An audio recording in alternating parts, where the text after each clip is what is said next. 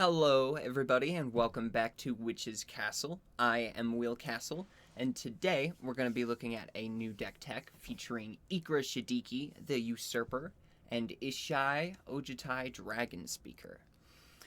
Basically, I just built this deck recently. I wanted to play with some of the Toughness Matters cards that came out in the Tarkir Dragonstorm set.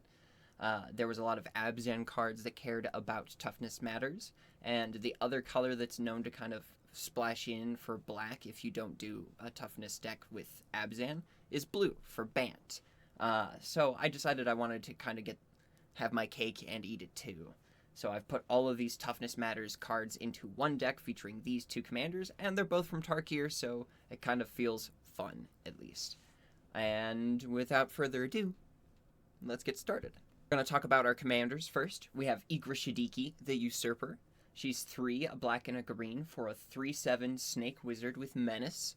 And she says whenever a creature you control deals combat damage to a player, you gain life equal to that creature's toughness. And then our other partner is Ishai Ojitai Dragon Speaker. 2, a white and a blue, for a 1/1 with flying. She's a bird monk. Bird. The bird is a bird monk. 1/1 flyer. Whenever an opponent casts a spell, put a +1/+1 counter on Ishai Ojitai Dragon Speaker. Goodness. So they'll obviously, the bird will obviously get a bigger toughness just based off of our opponents doing stuff. It's not really one of the dominant driving forces in the deck. It just kind of gives you an early bird advantage. Literally. Ikra Shadiki is going to be much more the card you focus on as a commander with this deck in terms of synergizing with the rest of it. Ishai doesn't not synergize. It's just that kind of thing that happens with partner decks, you know. Ikra Shadiki will gain you life based off of toughness of creatures. This deck is loaded with creatures that have a big toughness and care about toughness. That was the whole goal, so let's take a look at some of them. We're going to highlight one of the newer cards that came out. It's Bellow, Kin to All. It's a 5/7 flying spirit dragon, and it says at the beginning of your end step, if creatures you control have total toughness 10 or greater, draw a card. Then if creatures you control have total toughness 20 or greater, untap each creature you control.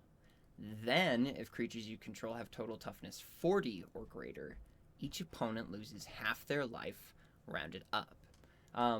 With our commander Ikra Shadiki in play and Bellow, we're immediately at the 10 toughness. So you have access to at least one card that helps make that difference easy. The other toughnesses are going to be fairly easy to meet because we're leaning into some of the cheaper walls and cheaper cost effects in terms of defenders to just kind of low to the ground, almost mid-rangey if they were attacking a lot. Some of them have defender, you'll have to find some of the loopholes, but overall, we're low cost, high toughness, should be easy to achieve that particular goal and at least be able to get to the untapping creatures part fairly easy. Arcades the Strategist is a big reason, if not the primary reason, I wanted to splash into blue for this deck a little bit. This is a 4-mana 3/5 flying dragon with vigilance. It costs 1, a green, a white, and a blue, and it says whenever a creature with defender enters under your control, draw a card. Each creature you control with defender assigns combat damage equal to its toughness rather than its power, and can attack as though it didn't have defender. This is one of a handful of effects that'll do that particular effect for all of our creatures with defender, and the extra card draw on it really helps pack more of a punch behind some of those cards. There are a couple of walls, the Wall of Omens, or Wall of Blossoms, and Wall of Omens, that draw cards on their own on ETBs, so we get extra value out of cards like that in tandem with Arcades the Strategist. It's extra card draw and an enabler for some of our attack steps. Tetsuko Umezawa is another one of the highlight creatures in this deck. It's 1 and a blue for a 1/3 human rogue that says creatures you control with power or toughness 1 or less can't be blocked. All of the walls become unblockable if you have the things that make them assign damage via their toughness. Bada bing, bada boom. This card has been good tech in blue-based wall decks since it came out for that exact reason. very good include here. Some of the spicier tech in our creatures section, we have Nethroi, Apex of Death. This is 2, a white, a black, and a green for a 5/5 cat nightmare beast. It's a legendary creature, but it also has Mutate for 4, a green or white, black, black. Basically, you can pay the mutate cost and stick it onto another creature, and it'll combine their abilities to each other, taking the name of the top one in the stack. It's a 5/5 with Death Touch and Lifelink, and whenever this creature mutates, return any number of target creature cards with total power or 10 or less from your graveyard to the battlefield. There's no other mutate cards in this deck. This is a one-off effect for us. We're using this to do the mutate because it'll trigger exactly once, and with as many of our creatures having power 0 as there are, there's going to be a lot of times where this card just pulls everything out of your graveyard. Super solid include, A+, 10 out of 10. We're going to go over some of like the generic card draw and value-y creatures, things like the Council of 4. It just has a big butt and has good triggers. It's a 5-mana 0/8. Whenever a player casts draws their second card, you draw a card. Whenever a player casts their second spell during their turn, you create a 2/2 knight. It's diet versions of Heuristic Study and another card that makes tokens. Really good. It's a good reason to be in blue for this deck. Fellothar the Steadfast just came out in the new Tarkir set. Each creature you control assigns combat damage equal to its toughness. Creatures you control attack as though they didn't have a defender. And the big part is pay 3, tap, sacrifice another creature, draw cards equal to the sacrificed creature's toughness, then discard cards equal to its power. This is a super solid card draw engine for us. Some of those walls that we have that we're playing primarily because they have good ETBs and are low costed still have good toughnesses. The Wall of Blossoms and the Wall of Omens we talked about earlier are 0/4s, so this is 3 mana, sacrifice one of those, draw 4 cards, in addition to the 1 or potentially 2 we drew off of it earlier depending on the circumstances. This card's really good. One of the reasons I wanted to build the deck, but a buddy of mine is building the Fellothar deck itself, so I didn't want to step on his toes. So I wanted to play with the cards that way, I guess.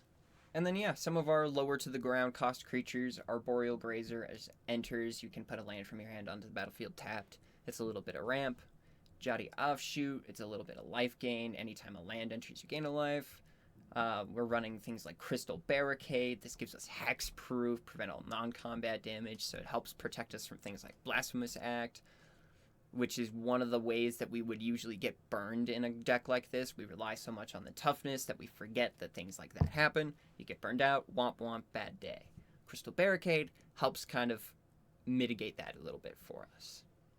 Last March of the Ents, it's one of the spendier cards in the deck, but it's also one of the better cards in the deck. It can't be countered, and it says draw cards equal to the greatest toughness amongst creatures you control. Then you put any number of creature cards from your hand onto the battlefield.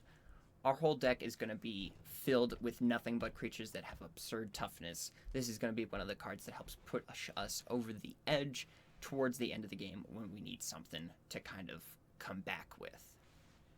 Reunion of the House, it's another sorcery. It's 5, a white, and it says return any number of target creatures with total power 10 or less from your graveyard to the battlefield. Exile it after it resolves. Yeah, it's Nethroi. Again, we love effects like this. All of our dudes are going to be getting sacrificed to various effects and or blown up because people are catching on to what we're doing. Cards like this help us rebuild, so I was happy to put at least 2 versions of that effect in the deck for sure. We have Ravenform. You guys have heard me talk about this card before. I like it a lot. Exiling an artifact or a creature is pretty good. Foretell makes it be instant speed, and 1/1 bird is not that bad. Tip the Scales is another board wipe for us. It lets us sacrifice a creature and give everything -X, where X is that creature's toughness. Card's really good with the things that we have that reanimate all of the other stuff that we have in play. So, very happy to include this. Another new card coming out of the Tarkir Dragonstorm set.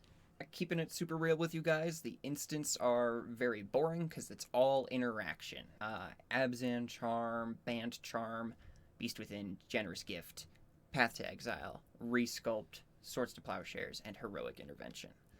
All of those are removable except one, or at least in some way are removable except one. I like things that exile stuff, so I leaned heavily into the exile-based removal. Generous Gift and Beast Within being my two exceptions, because they can get any permanent. Heroic Intervention helps protect our walls in important situations where someone's trying to take advantage of getting through post-board wipe. We want to make sure that they don't even get past the post-board wipe part, and this makes sure our stuff sticks around. Down in our artifacts section, we have a couple of interesting ones here. We have Aramis Ecker, Ancient Shield. It's 3 and a white for a legendary artifact. It says whenever you cast your second spell each turn, draw a card and create a 0/3 wall creature token with Defender. It also says at the beginning of combat on your turn, creatures you control with Defender gain Exalted until end of turn. So this card's really good for us for numerous reasons. Casting second spell each turn, making wall and drawing cards, we like all of those things. Card advantage is always going to be necessary, and the wall tokens, we want more walls, baby. That's fantastic. The really cool part is the fact that it gives all of the walls Exalted. You're not always going to be able to attack with them, but with Exalted, it says whenever a creature you control attacks alone. So every one of our walls is going to buff whatever one creature we choose to attack with by the number of walls we have in play. That's going to be really good to use in tandem with Ishai. Ishai could get big enough that we could threaten a commander damage victory out of the air. So that's going to be super solid for us. Buffing a creature that can get through so that we gain more life off of the toughness. Always good. Really like this card. And it's a Lord of the Rings card. I'm just happy to shove Lord of the Rings cards in my decks. Done. Relic of Legends is going to be the other interesting artifact in the deck, and that is a testament to the fact that the artifacts are not super interesting here. This one's 3 mana. It taps for 1 mana of any color, or you can tap an untapped legendary creature you control for 1 mana of any color. The bulk of the creatures I ended up wanting to play in this deck happened to be legendary creatures. The ones that care about toughness and do the most effective things with it do. And I'm in a 4-color deck with this pile. So anything that helps produce more of the mana I need of the specific colors I want, I'm more than happy to run. We are running Seedborn Muse and Drum Bellower in the deck. We'll scroll up top here so you guys can take a peek at those. Drum Bellower, untap all creatures during each player's untap step, and Seedborn Muse is all permanents. That way we can take more advantage of all of those things that require us to tap them and untap them for value. We do only have 2 enchantments to talk about today for this particular deck. I kind of kept it low on the enchantment count because I wanted to be a more creature-heavy deck, but the 2 enchantments we have here are pretty interesting. We have High Alert. It's 1, a white and a blue. It says each creature you control assigns combat damage equal to its toughness rather than its power. Creatures you control can attack as though they didn't have Defender, and we can pay 4 to untap target creature. It's just another instance of that style effect for us. We want that redundancy because a lot of the creatures we have in the deck are defenders, and neither of our commanders allow that particular line to be done, where all of our creatures with Defender can attack. So it's more important in a deck like this to have extra redundancies of that particular style effect. If we were running one of the commanders that gave us the innate ability to attack with them, we wouldn't really care as much about this, I don't think. And our other one is Jaws of Defeat. This is 3 and a black for an enchantment that says, whenever a creature you control enters, target opponent loses life equal to the difference between that creature's power and its toughness. We have a bunch of 0/5s in the deck, so that's 5 damage. We have a couple of notable 0/7s. There's a 0/17 with Charix in the deck. Yeah, this card's going to help us churn through life totals if we don't have a way to attack significantly. Absolutely a good way to pull out a backup win when the attack strategy is shut down. And lastly, we have a few cards to go over in our land base here. It's a 4-color deck, and again, I tried to keep it in a more reasonable budget mentality. It's another $200-ish deck, which, if you happen to have some of these pre-con parts, will make it easier to build the deck for sure. The land base, again, is where we decided that we were going to kind of crimp a little bit on what we were going for, but I don't think we sacrificed too much. We ended up running more of these dual lands that are fetchable. Things like Murmuring Bosk. It enters the battlefield. You can reveal a tree folk from your hand, and it can come into play untapped if you do. And it taps for either white, green, or black. The white and black part does damage you a little bit, but it's a fetchable tri-land, so I'm pretty okay with that, and it's a budget option for this deck. We are also running things like the Prairie Stream and Sunken Hollow. These are the Zendikar fetchable dual lands that enter tapped unless you control 2 or more basic lands. I like them a lot. I run them in most of my budget decks. We are running all 3 of the slow fetch lands in our color combination: the blue-black, the white-green, and the white-blue one. This will help us be able to get all of those non-basic lands that have multiple land types. We are running a bunch of them. We're running the cycling lands as well, and we're running the common enters tapped dual lands, just to make sure that we have the correct variety of mana that we need to cast the spells we're trying to cast. And I didn't get too greedy. There is still 4 of each basic land in the deck, just to make sure that you still have basic lands to get with some of those late stage fetches. If you want to swap some of the ramp pieces around, I prefer more artifact heavy ramp for this deck, so I went that way. But if you prefer more sorceries and instants like Rampant Growth, then you can totally go that way and vary what kind of basic lands you're running in the deck for sure. We're going to take a quick moment so I can rant about Krosan Verge. I love this card. This card is awesome and cool. Why do we not have more of them? I get it for whatever story reason, but I want more of them. Enters tapped, taps for mana, and you can pay 2 and sacrifice it to find 2 different lands that have land types. It doesn't say basic forest or basic plains, and this is the only land of its type that does that. Give me the rest of the cycle, Wizards. Pretty please. If by some magic miracle the magic gods bless me with anything, complete the cycle. Give me more Krosan Verges, please. And that's going to be it for us today, folks. A little bit quicker, kind of shorter video on this one today. I really like the deck, and I'm having a lot of fun playing the deck personally. I'm kind of just trying to streamline the content a little bit. I get a little bit rambly, so I'm trying to streamline it a little bit and put it in smaller boxes, like right now. That's what this video is an attempt to do, kind of streamline my video production a little bit. Hopefully I was able to still get all of the information I needed to out to you guys, and if I didn't, go ahead and leave a comment down below. If you prefer the more in-depth breakdowns where I go through one card at a time through the whole deck and explain every single one, I can totally do that. If not, I'm more than happy to keep doing these kind of snappier run-throughs of the deck lists, and then leave them available in the comments for people to kind of take a peek through. I like talking about some of the bolder, bigger points in a deck, but also am more than happy to talk about every single pick in a deck just because I like talking. It's a lot of fun, and I want to share my takes on Magic with people. This is kind of a captive audience that I get to do that with. The internet does not get to run away from me. You could, but the internet itself, nuh-uh. But if you like talking to me, or at least listening to what I have to say, you should go ahead and leave a like down below on this video. If you made it all the way through, I appreciate it. The like button lets me know I can keep doing this kind of thing. If you liked it, you should also stick around and click the subscribe button so you can see more videos coming out in the future from me at Witch's Castle and from others coming in the future. Groovy guys, I appreciate it a lot, and I will see you all in the next video. Bye.